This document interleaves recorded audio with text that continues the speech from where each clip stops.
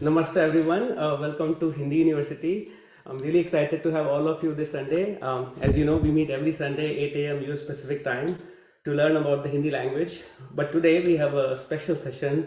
We have Professor Rupert Snell, who need no introduction, joining us in our class. So I'm really excited to introduce you to Professor Rupert Snell.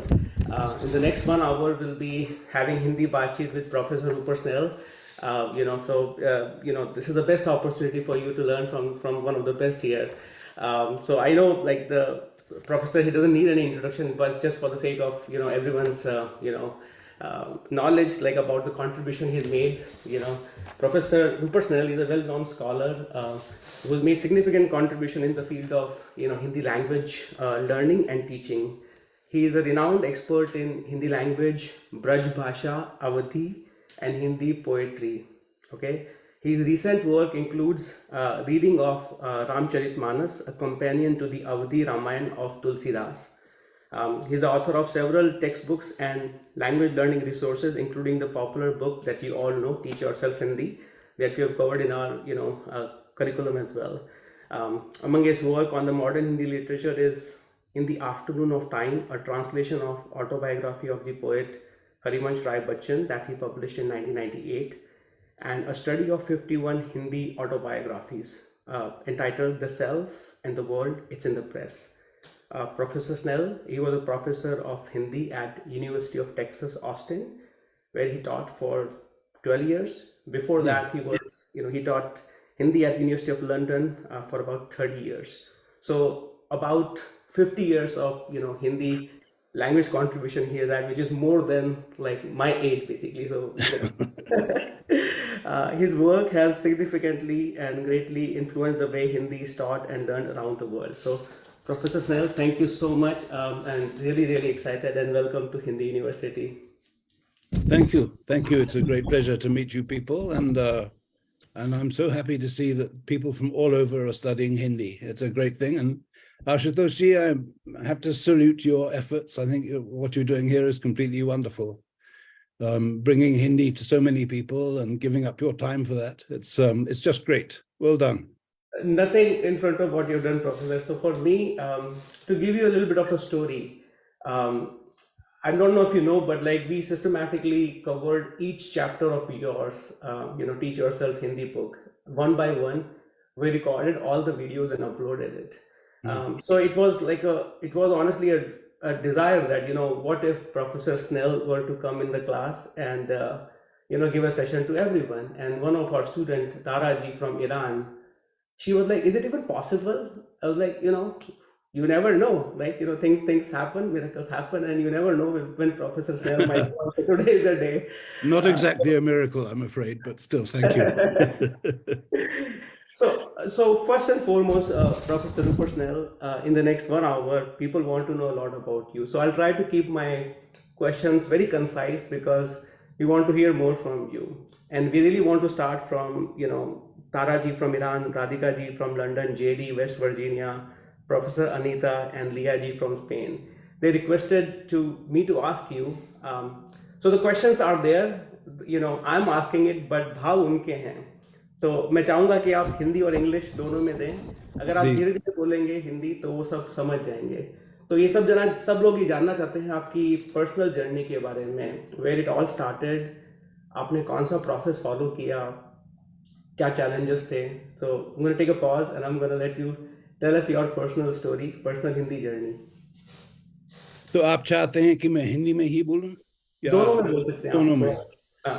So I'll start in English and then we'll switch like everyone does in India. In India, no one completes the sentence in the same language they started it in. So I'll do the same. Yeah. So for me, I got interested in India in a very general way in the 1960s when I was at high school. I became very infatuated with Indian classical music, and this was something which really took me over, and I felt very joyful listening to the music, and I used to go to London, which was actually quite far from my home, and listen to concerts and that sort of thing. This is about 1968, 1969. So in 1970, I had to go to university, and I decided, well, it's India I'm interested in, so I decided to study Hindi. तभी मैंने शुरू किया. उससे पहले मैं ख ग घ नहीं जानता था हिंदी का. तो वहां से मेरी शुरुआत हुई थी हिंदी में. और 4 साल का कोर्स था. क्या बताऊं, तीसरे साल में मैं पहली बार के लिए हिंदुस्तान गया और वाह. 3-4 महीने रहा. और तब पता चला कि जो मैं सीख रहा था वो हाँ हाँ सही था, ठीक था, लेकिन इसके अलावा कुछ और भी था. कि Hindi as a living language, इसको देखना, ये शायद मैंने पहली बार देखा, समझा. और वहाँ भी हिंदुस्तान में पहली बार जाकर मेरी रुचि हिंदुस्तानी संगीत में और भी आगे बढ़ी. आप शायद मेरे पीछे आप देख सकते हैं मेरी सारंगी खड़ी हुई है. हाँ. मैंने जानबूझकर वहां उसको रखा था जिससे कि वो दिखाई दे. और सारंगी में मैंने थोड़ा बहुत सीखा, ज्यादा नहीं.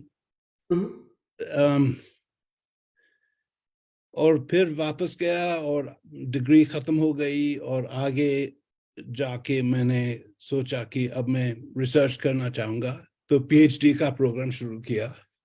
वो भी काफी लंबा था, लंबा, गहरा, चौड़ा. और इसमें बहुत मेहनत का काम है, जैसे कि आप जानते होंगे. और मेरी पीएचडी ब्रिज भाषा में थी, और एक काव्य के बारे में. और इस सिलसिले में मैं कई बार वृंदावन गया, क्योंकि ये ब्रज भाषा का केंद्र है आजकल. तो वहाँ कुछ समय रहा और काम किया. और लंदन वापस जाकर मैंने पढ़ाना शुरू किया. और उसके बाद असल में शुरू में मैं नहीं जानता था कि आगे क्या करूँगा. लेकिन जब मेरी दिलचस्पी कुछ ठोस होने लगी, तो मैंने सोचा कि मैं इसी क्षेत्र में काम करना चाहता हूँ, मैं इसी क्षेत्र में रहना चाहता हूँ. तो मैं पढ़ाने लगा, और 30 साल तक मैंने हिंदी शिक्षण में मैंने काम किया.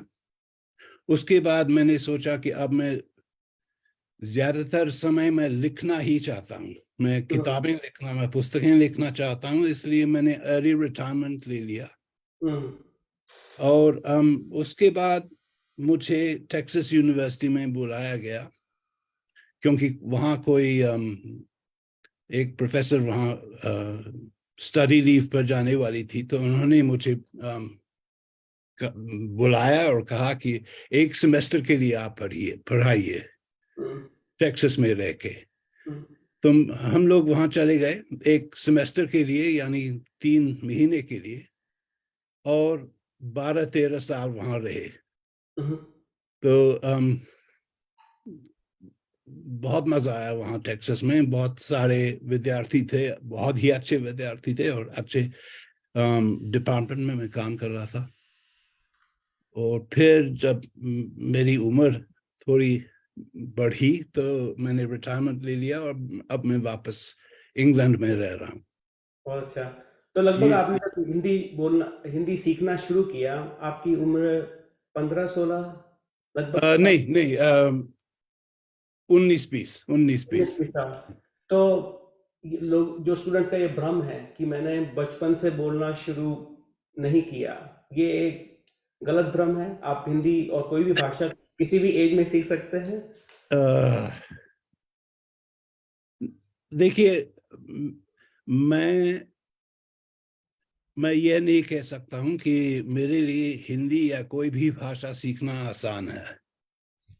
मैंने बहुत मेहनत की. और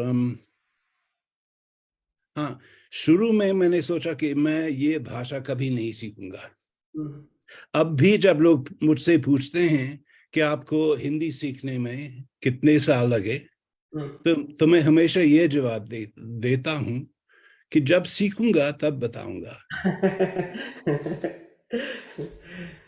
अमेजिंग अमेजिंग। एक तो एक एक लंबा रास्ता है और बहुत समय लगता है, लेकिन मजेदार है, ये सबसे बड़ी बात है। तो एक जो सवाल है जो हमारी स्टूडेंट है सारा जी नेदरलैंड से, उन्होंने हम्म। पूछा कि आप जो खुद बोलते हैं आपके एक इंटरव्यू में कि आप एक इनऑथेंटिक सेटिंग में थे, आप एक क्लासरूम सेटिंग में थे, बट फिर भी आप एकदम हिंदी बहुत सहज भाव से बोलते हैं, उसी तरीके से बोलते हैं, और बल्कि जो हिंदुस्तानी लोग होते हैं काफ़ी उनसे ज़्यादा उच्च उच्च दर्जे की हिंदी बोलते हैं। तो ये आपको इसका अवसर कैसे मिला कि आप एक क्लासरूम सेटिंग में रहने के बावजूद भी आप एक रेगुलर अभ्यास करते रहे, प्रैक्टिस करते रहे हिंदी का? हाँ, वैसे शुरू में जब मैं सीख रहा था, तो जैसे कि मैंने अभी कहा, ये बहुत मुश्किल था, मैं कुछ समझ नहीं पा रहा था, और इतने सारे नए शब्द थे हमेशा, और शब्दों को सीखना बहुत ही कठिन काम है मेरे लिए। हम्म। लेकिन जब आप अगर आप हिंदुस्तान जाएं और उसी दुनिया में प्रवेश करते हैं और सिर्फ हिंदी सुनते हैं, तब आप कुछ समझने लगते हैं। जैसे मैं आपको एक बात बताऊंगा कि पहली बार जब मैं हिंदुस्तान गया, तो मैं इलाहाबाद शहर, जो आजकल इसको प्रयागराज कहते हैं, उस जमाने में उसको इलाहाबाद ही कहते थे, हम्म। और मैं एक क्रिश्चियन परिवार के साथ, एक इंडियन क्रिश्चियन परिवार के साथ रह रहा था, हम्म। पेइंग गेस्ट के तौर पर। हम्म। और बहुत ही अच्छे लोग, बहुत प्रिय लोग थे, मुझे बहुत आनंद आया, लेकिन वे आपस में अंग्रेजी बोलते थे। हम्म।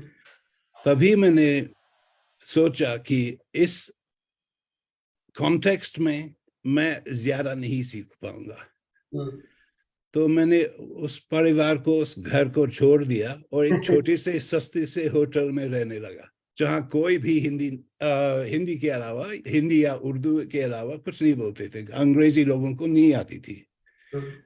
तभी मैंने सीखना शुरू किया, क्योंकि सर्वाइवल के लिए जरूरी था कि मैं हिंदी ही बोलूं। दूसरी बात यह है कि शुरू में मैं बहुत ज्यादा व्याकरण सीख रहा था, हम्म। व्याकरण ही व्याकरण, tenses, noun, plurals, honorifics, objective cases, all these things. Hmm. At some point, I realized I have to, that's fine, it's absolutely necessary to learn this grammar, but I have to stop thinking of it as a series of problems, and I have to start listening to Hindi as music, hmm. as a flow of thoughts and sounds. And I stopped focusing on individual words, and I focused and concentrated more on phrases. And when I used to meet people, uh, or talking to friends, I would take careful mental note of exactly what they said and how they said it. So I knew from my books that when you meet someone, you say these standard things like "aap kaise hain," "kya haal hai," or whatever level of formality it is. Hmm. But then I used to listen to really what do they say and how do they say it, what is their tone. And I used to listen to recordings and imitate them as closely as I possibly could. The rise and fall of the voice, the pronunciation, as far as as a Gora learner, if I could imitate those sounds to whatever extent I could, I would do so. Yeah. And that helped me a lot, that change of attitude, to think of it as like a river. You throw yourself into the river and you flow with it, and hopefully you don't drown. What was your first aha moment जब आपको लगा कि अब मैं यहाँ के लोगों में सम्मिलित हो चुका हूँ? शायद जब शुरू में मैंने सारंगी सीखना शुरू किया, क्योंकि मेरे जो उस्ताद थे, जो इलाहाबाद के रहने वाले थे, उनको अंग्रेजी का एक शब्द भी नहीं आता था। So for the first time, I was doing something practical for which I depended entirely on Hindi.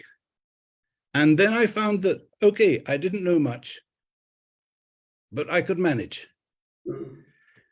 And I discovered a principle, which when I began to teach, I called the Plan B principle. So Plan A would be the perfect expression of what you want to say in a language other than your own. That doesn't really happen very often, right? You can't say exactly what you want to say. So you go to Plan B, and that is get the message across. Never mind if it's correct or incorrect. Never mind if you say it in the best way possible, but communicate with this person and get your message across. So I always used to tell my students, you know, Plan B is fine. Plan B is excellent. It's just a really good way of doing things, you know? Yeah. So that was important to me. So इसमें सबसे basic जो question जो hesitation आती है students की जो share करते हैं when they talk to native speaker, like first is native speakers they are in awe कि यार ये नॉन नेटिव स्पीकर है, फॉरेनर है और ये हिंदी में बोल रहा है, राइट? तो पहला जो लाइफ साइकिल होता है पूरा उनके एक्सप्रेशंस का, पहला जो होता है वो एक सरप्राइज होता है। दूसरा होता है कि वो उसमें कुछ त्रुटियां निकालना की चालू कर देते हैं कि इसमें आपको इसको ऐसे नहीं बोलना है, इसको ऐसे बोलना है। तो उससे जो हिंदी लर्नर होते हैं जो बोलना नया नया चालू कर रहे हैं उनके लिए एक थोड़ा सा वो कॉन्फिडेंस को हिट करता है। आपको कभी ऐसा लगा था इंडिया में जब आप बहुत सालों पहले गए थे और आपने जब चालू किया लोगों ने आपको करेक्ट किया हो पहले कभी? हाँ, लोगों की प्रतिक्रिया बहुत दिलचस्प हो सकती है जब किसी को बाहर के आदमी को हिंदी में बात करते सुनते हैं। मुझे याद है एक बार मैं एक ट्रेन में बैठा हुआ था, कहीं दिल्ली से कहीं जा रहा था, और जो आदमी मेरे सामने बैठे थे उनसे बात होने लगी। तो हमने बहुत लंबी बात की हिंदी में ही। 10 मिनट बाद, शायद 15 मिनट बाद, उन्होंने आश्चर्य था उनकी आंखों में। He said in English, I'm speaking Hindi language. And it was, he suddenly realized that something was unusual, you know, that he was actually having a conversation in Hindi with an English person. So it's very strange when that happens. And there are many anecdotes of that kind. I remember once I needed a torch, a flashlight. Yeah. So I went into a shop in Khan Market in Delhi, and I said, "Bhai Sahab, mujhe torch chahiye." And he said, he corrected my English. He said, "Torch nahi, torch."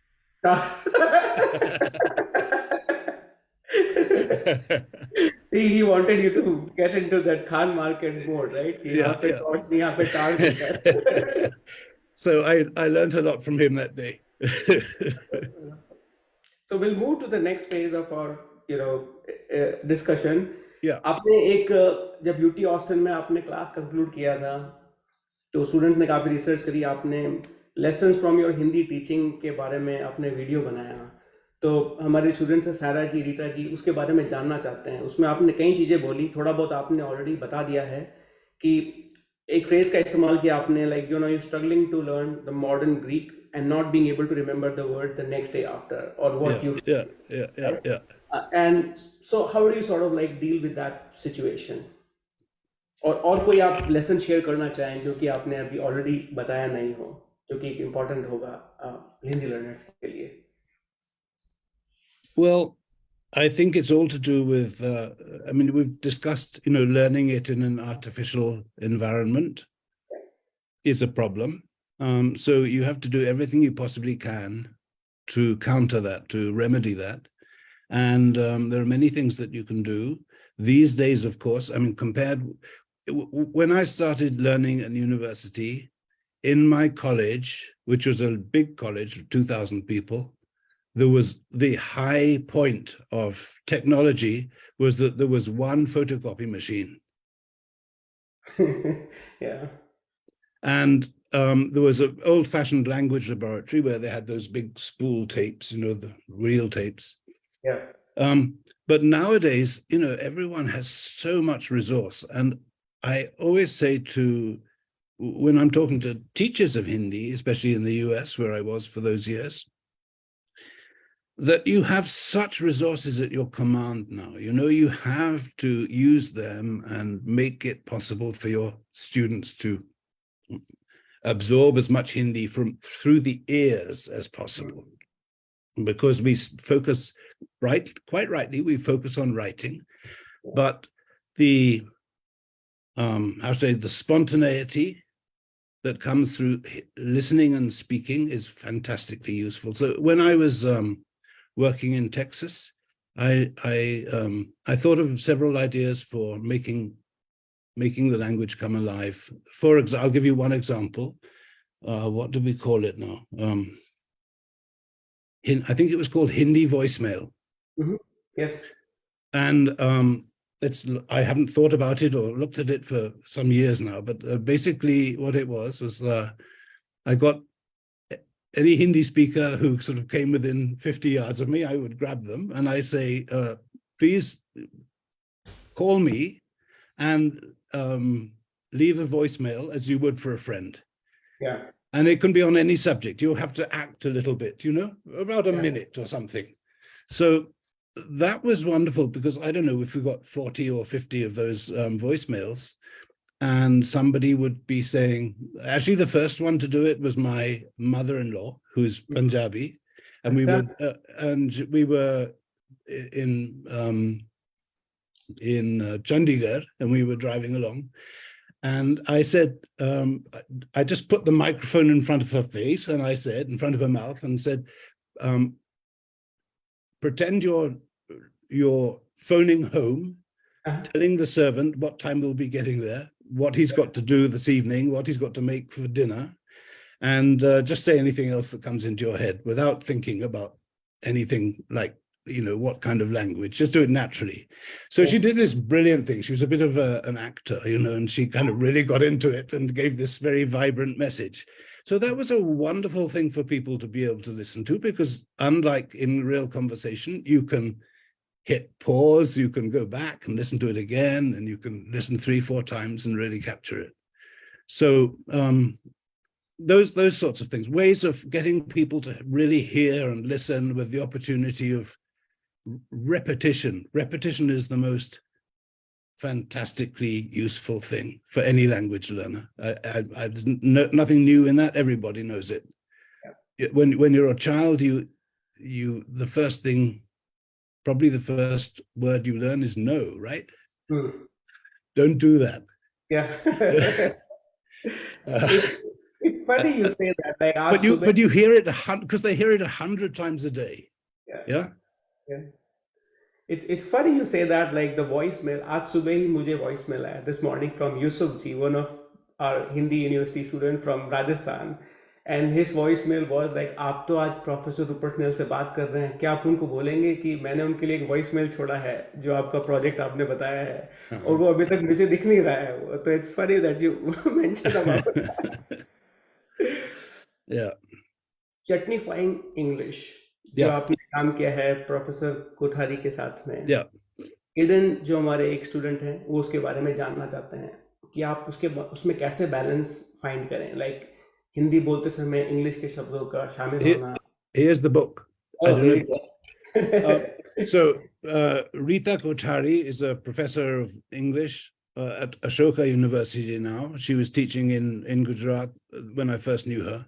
And she and I, we met at a conference, and we were both very interested in the process of what is called Hinglish, this mixed thing that, we have Spanglish and all these other mixtures of English and another language. So it's a very strange phenomenon, and I don't know what to say about it or what to think about it, but it's completely spontaneous how people in India or Pakistan, for that matter, just reach for whatever phrase or word is most comfortable for them in any one moment. And I remember once, I'll tell you a funny story. I was in India somewhere, Bombay, I think, and Mumbai, I'm sorry. And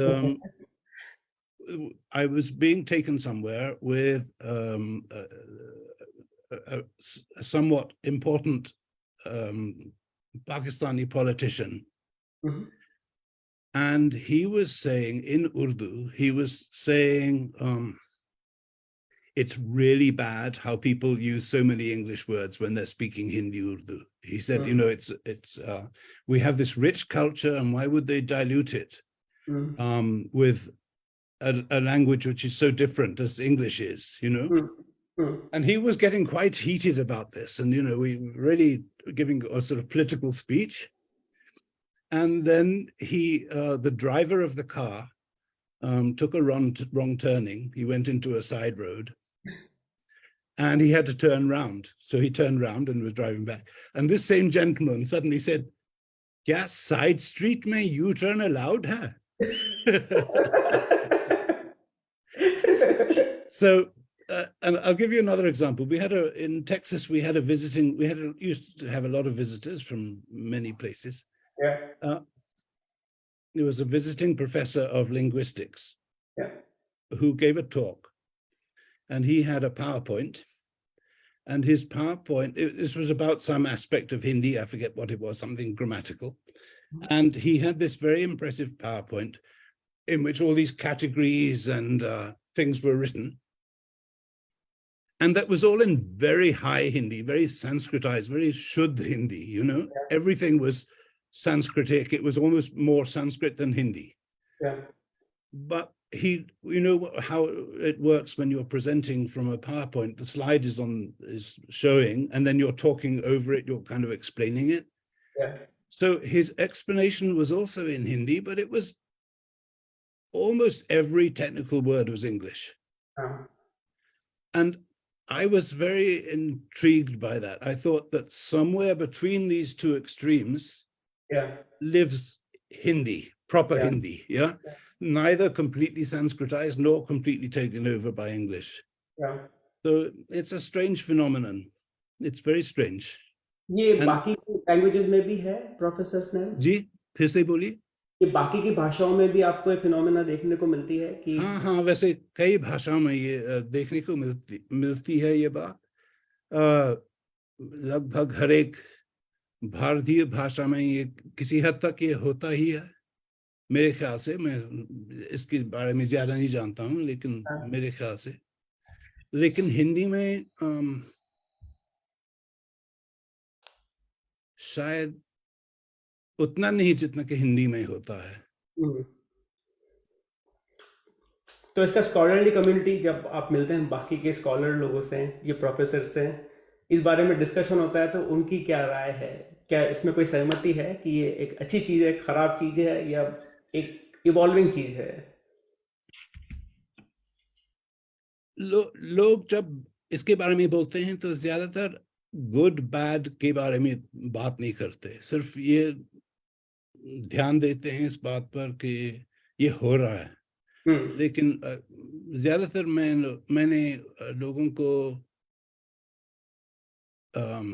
अपनी राय देते हुए नहीं सुना। अच्छा। लगता है कि लोग इसके बारे में बात करना नहीं चाहते। हो सकता है, बट हाँ, ये किताब के बारे में थोड़ा बहुत मैंने पढ़ा। मैंने किताब तो नहीं पढ़ी है, बट मैं जरूर पढ़ूंगा इसके बारे में। बट जो इसकी जो फ्रेज है, कैची फ्रेज, लाइक बहुत टेंशन हो रही है, मेरे पास एक आइडिया है, ये बहुत ही इंटरेस्टिंग है, और ये बहुत कॉमनली इस्तेमाल होते हैं।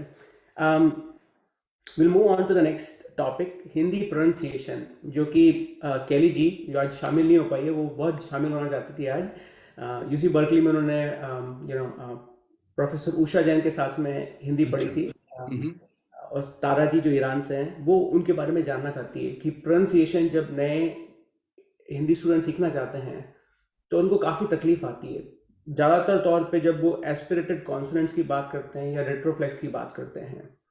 वो उनके लिए काफ़ी मुश्किल होता है। बल्कि कैली जी ने मुझे कुछ वर्ड भी भेजे जो आपने टिप्स दी है आपके ट्यूटोरियल्स में, लाइक बुढ़िया को, लाइक ध बोलना बहुत मुश्किल है। लाइक अभी भी नॉन नेटिव स्पीकर जब लड़का या लड़की बोलते हैं तो वो Mm, साउंड लाइक आर, लड़का और लड़की, mm, right. mm.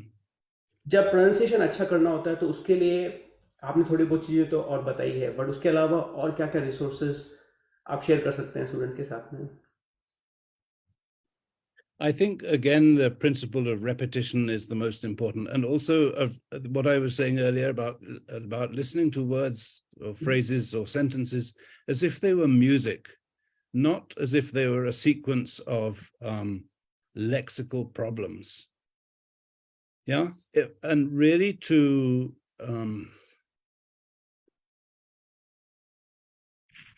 get people to repeat a formula over and over until the sound gets more and more polished. And one way I used to do that, I mean, of course, who am I to speak? Because I'm not a native speaker. So I can't say that I don't have native pronunciation, very far from it.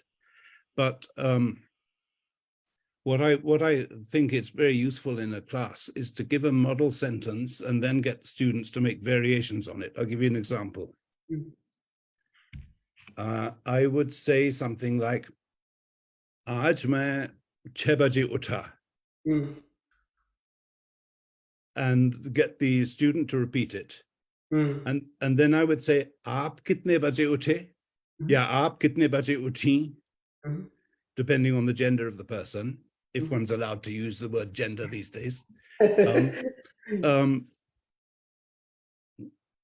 And therefore, in this process, the learner is hearing something, hopefully correct, and repeating it in exactly the same tone as they've just heard it, with not in their own free way, but following the tone. I mean, it's much better from a mother tongue speaker like you, Ashutosh Ji, than from me.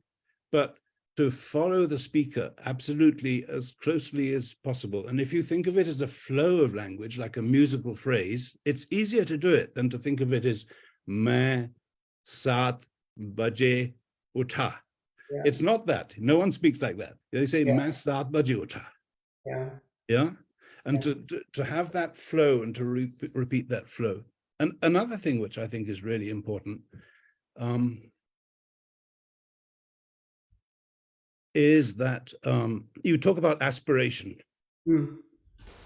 To my mind, there are two aspects to this problem. One is that, we say in English we don't have aspirated consonants, and that Hindi has aspirated consonants, and you have to learn how to pronounce them. But actually, that's not the reality. The reality is that many sort of plain, unmarked consonants in English are heavily aspirated. Yeah. So if you say a word with a stressed syllable like car, car, I mean, an American will put the R on the end, an English person like me won't, right? But I'm looking at the first sound. Car, yeah. That is strongly aspirated in English. Yeah. So the learner has to learn to recognize that and to de-aspirate. If you say something like kitab or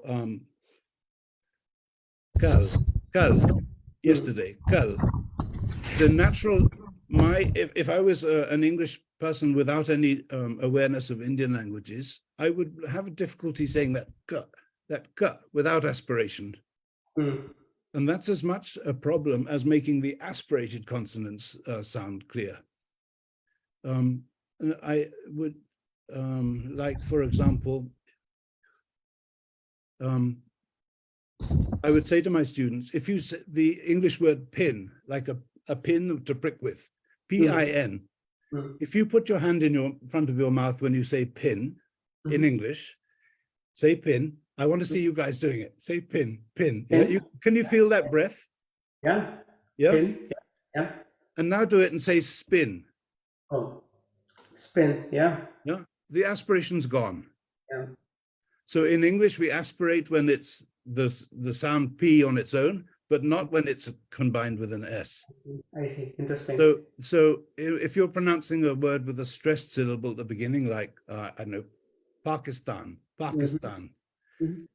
in an Indian pronunciation, I mean a South Asian pronunciation of that, the p has no breath with it. Yes, that's right. But in an English pronunciation, it does. Pakistan. Yeah. Yeah. Yeah. So, Pakistan.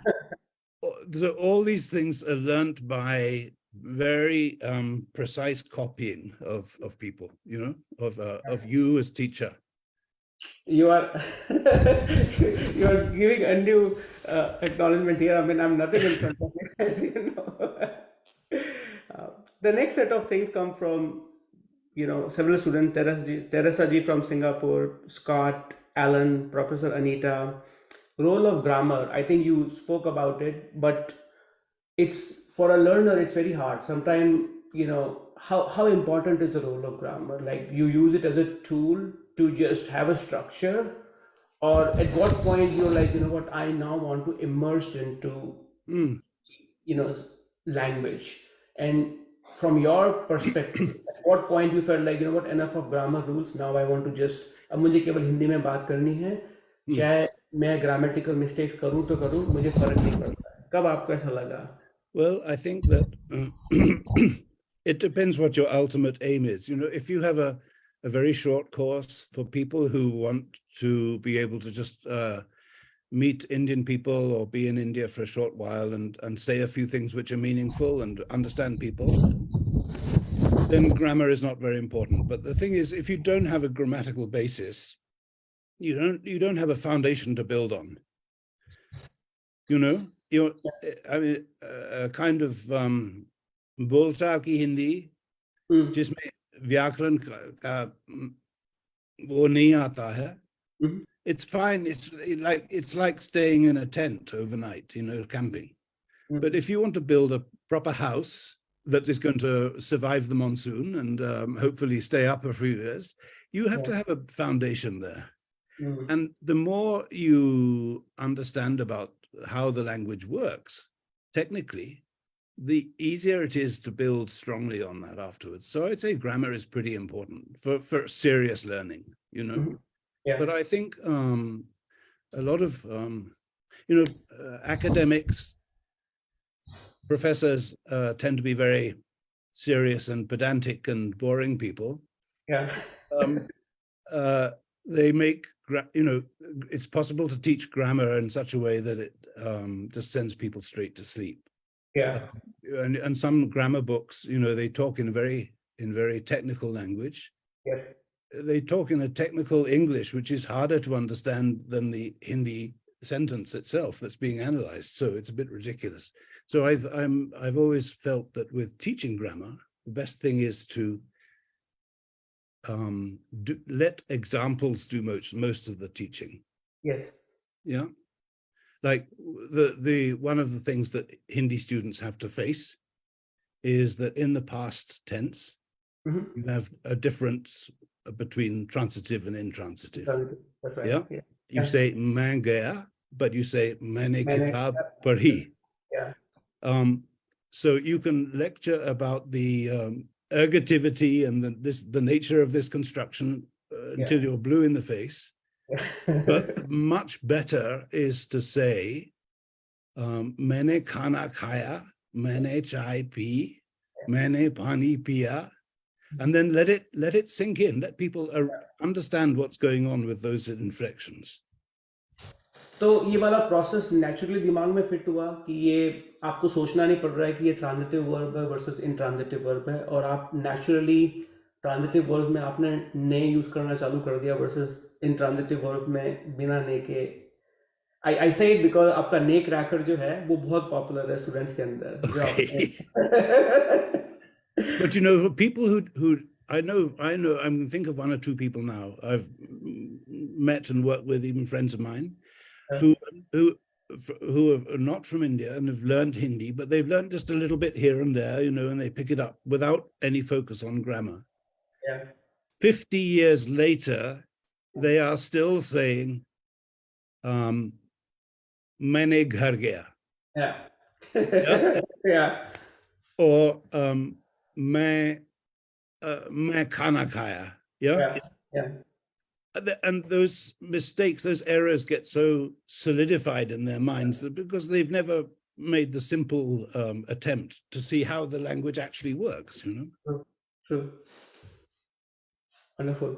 अगला जो चीज है वो ये है कि आपका जो ग्लॉसरीज अलाइव सीरीज है वो बहुत पॉपुलर, काफी सारे स्टूडेंट ने उसके बारे में पूछा है. वो आइडिया आपके दिमाग में कैसे आया कि ये एक जरूरी चीज है? और उसी के ऊपर दूसरा सवाल है, what is Neha ji up to these days? So I had this idea that you know, when I started learning Hindi, we would be given long lists of vocabulary. And there were a lot of words, and or looked up words in the dictionary so many times. There were certain words that I knew perfectly well. I knew their pronunciation, I knew their spelling. I even knew where they were on the page of the dictionary. Yeah. But what I didn't know was what they meant, because I could never remember it. Yeah. So I thought, you know, you need a way of bringing these glossaries literally alive. So I would sit in the recording studio with Neha as a student in the university, and I would take the role of student, which I naturally feel myself to be. I'm a lifelong learner. And I would say, you know, so how would you express the idea of whatever the word was? All we would do for preparation is we would agree a list of words. Yeah. Or a list of topics. So I'd especially say things like, let's talk about love, okay? So love ke liye kya kahenge Hindi mein? और किस संदर्भ में, किस context में इस शब्द का इस्तेमाल करेंगे, उस शब्द का इस्तेमाल करेंगे. And I'd ask her things like, so there's this word so and such. I say, is it part of your vocabulary? And she'd say, yes, I understand it. And then I'd say, a very important follow-up question, I'd say, do you use this word?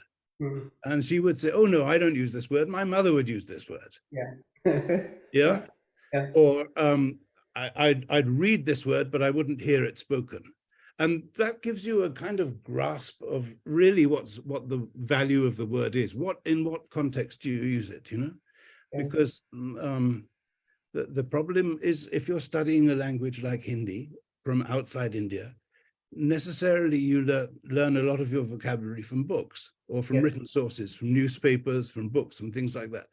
And unsurprisingly, the result is that you end up speaking a very bookish Hindi, or as we say in Hindi, kitabi Hindi. Yes. You know, because that's what we've learned from. And yet, you know how ridiculous it would sound if you used a very formal style of English when speaking English. You don't go into a pub or a cafe and say, I desire a beverage. Yeah. Yeah. That's right. It's funny you say that. Like मेरा जो nephew है यहीं पे रहता है. जब वो छोटा था, अभी तो वो हाई स्कूल में है, जब वो छोटा था वो यहाँ पे स्कूल में जा रहा था अमेरिका में, तो एक बारी उस टाइम पे मैंने पढ़ाना चालू नहीं किया था. ये लगभग 19 साल 18-19 साल पुरानी बात है. तो मैंने उसकी किताब देखी, तो उसमें लिखा हुआ था कि Bablu, which is the name of a boy, double रोटी खाता है. अब double roti it's a word for bread, as you know, right? And double roti, अब मैंने शायद, जब मैं बचपन में डबल रोटी खाता हूँगा तब मैंने शायद सुना होगा, और मैंने उसके बाद कभी ये वर्ड सुना ही नहीं. कि तो अब जैसा आप बोल रहे हैं किताबी हिंदी, तो कुछ जो पुराने वर्ड है वो अभी भी मतलब वो रिप्लेस हो जाने चाहिए मेरे अकॉर्डिंग. मतलब ठीक है, गुड टू नो हिस्टोरिकली ये यूज होता था, but for kids of this generation to know and then, you know, fit into the environment जहाँ पे कोई भी वो नहीं use कर रहा है, they can feel out of place कि यार. Right. You know, there are so many, you know, we kind of observe things and we come up with these ideas or theories or impressions of things, and try and teach these things to students. So I remember once in class in London, I was talking about shukriya and dhanyavad. Yeah. And thank you as a loan word in Hindi. Yeah. And I pointed out, you know, that there are these options. People will say shukriya, people will say dhanyavad, people will say thank you.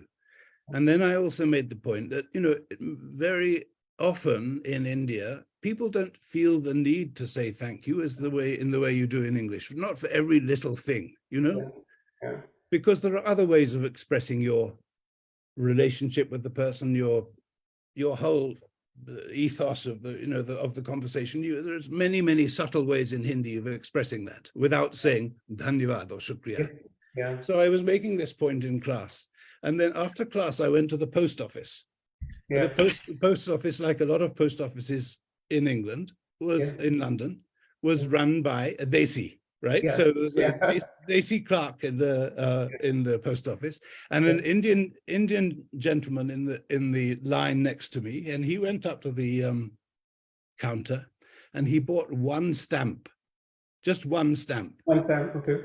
And he said to the clerk, when he'd got the stamp and paid for it, he said, "Aapka bahut bahut shukriya." and I thought, well, there goes my theory, that you don't use it for small things like that. So I know we are a little bit short on time. There are a lot of people who express interest in Braj Bhasha, as you are the renowned expert in Braj Bhasha. Well, I'm not an acknowledged expert. I'm someone who loves it, it and takes an interest in it. But yes. Vidya Ji, she's from Suriname. She wants to hear, and not just like her, many people, they want to hear you speak something in Braj Bhasha. Then we'll go to Bihari Lal after that.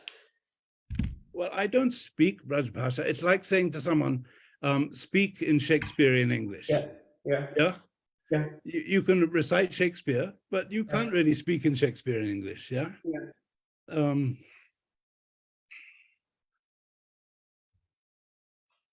आपका interest कैसे develop हुआ ब्रज भाषा में? Maybe. Braj Bhasha is a regional language in Hindi from before the days when Khadi Boli Hindi became the standard across the north. And Braj Bhasha is the language, the vernacular language of Braj, which is an area just to the south of Delhi. And because of its association with the Krishna story, it became a very important literary language from about 1500 until about 1900. So much of the early literature in Hindi is written in Braj Bhasha. So what can I say? It's mostly formally composed poetry. That is, it's in rhyming couplets and things like that. Some of it is religious, some of it is very far from being religious. Some of it is in that very enticing area, which is both secular and religious. So that's when I first came across it. I thought, this is something extremely special. It was sort of, roughly speaking, contemporary with Shakespeare, a little earlier than that in some cases, a little later than that in some cases. So linguistically, it's different from today's Hindi, but such beautiful poetry. In fact, the various books I've done, I've never found, like I've just done, you mentioned this one that has just come out, this one on the Ramayana, on the Ramcharitmanas of Hindi. So that book, I'm very happy with this book, but I didn't have enough space in that book to talk about the aesthetics, the poetics of the, how does the poet not just express meaning, but bring a tear to your eye? Where does that tear come from? So that's what I'm writing about now. I'm trying to really get into the heart of things to see how. तो आपने क ख ग घ से चालू किया और आपने जैसा आपने बताया कि आपने क ख ग घ से चालू किया और अब आप बिहारी लाल जो कि 17th century के एक बहुत ही famous one of the most famous poet in Braj Bhasha, उसको आप ट्रांसलेट कर रहे हैं ताकि आप ऑडियंस में सेम इमोशन इन्वोक कर सकें जो कि ब्रज भाषा के खुद जो श्रोता हैं वो महसूस कर सकते हैं. कितना डिफिकल्ट रहा ये प्रोजेक्ट आपके लिए? It's not just difficult, it's impossible. But you have to do something. And so when I was translating Bihari Lal, I was living in Greece at the time in a village. So I would memorize a couplet and I'd take my dog and we'd walk down the village path under the olive trees. and I'd play it over and over in my head, just say the couplet over and over and over. And then I'd try and find some kind of way of capturing some of the essence of it. Because it's not just, I mean, a lot of these poems are narrative poems. They're telling a story. Mm-hmm. But the story is the least of it. You know, it's the way in which that story is expressed. Mm-hmm. And now, today I've been working on a Rajbhasha poem. This is Kavitavali of Tulsidas. And this is written, unlike the Hindi Ramayana, which is written in chopais and dohas, there's a particular meters. This is written in a meter called Savaya, which has got a rhythm which goes dee dee da, dee dee da, dee dee da, dee dee da. And I just read you the first couple of lines of this, the opening of this. Yes. You may not understand the meaning, but just listen to the flow of the language. And the translation afterwards, if you can. Well, I haven't got a translation here. You'll have to call me again for that. Okay. But it's about seeing Dasarath, the father of Ram, coming to the door of the palace, holding the baby Ram in his hands. And it's just the music of the language is what I want you to hear. It goes like this. Avadhesa ke dware sakare gayi sotagod ke bhupati lene kase. Avaloki ho soch bimochana ko thagisi rahi jaina thage dikase. Tulasi manaranjana ranjita anjana naina sukhanjana jata kase.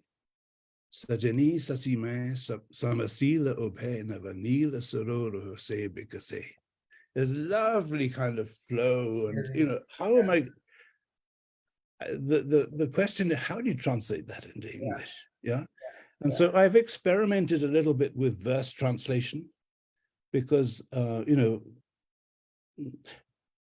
if you translate in something that rhymes, part of what, like the Hindi always rhymes. It's very interesting. Sanskrit poetry hardly ever rhymes. Yeah. Hindi poetry, old Hindi poetry, always rhymes. Yeah. So something happened between Sanskrit and Hindi. Yeah. If you use rhyme in English, part of what it's doing is giving a message. It's saying, "Hey, I'm a poem." Yeah. Yeah. Yeah.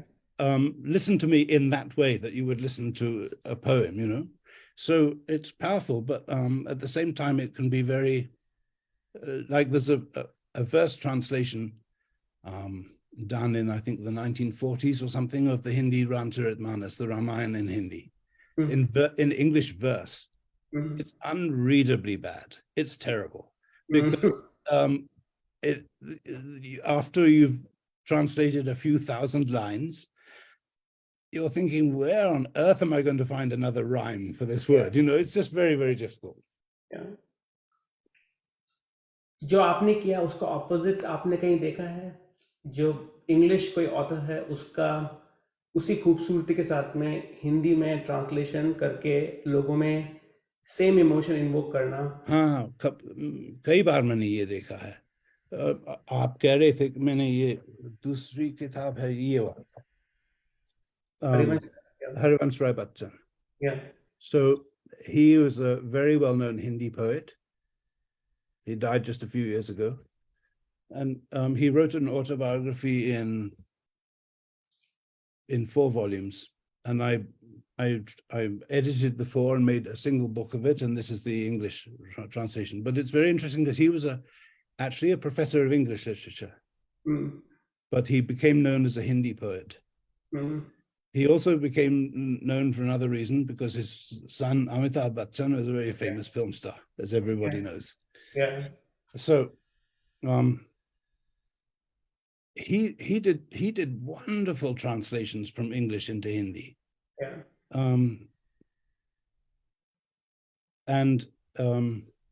So some of them almost better than the originals. You know, I can't quote them without looking it up, because I don't have a good memory. But there was a poem by Robert Frost, the American poet, that I see some people nodding. That shows that, you know, somebody out there's hearing what I'm saying and is still awake, which is a marvel after such a long time.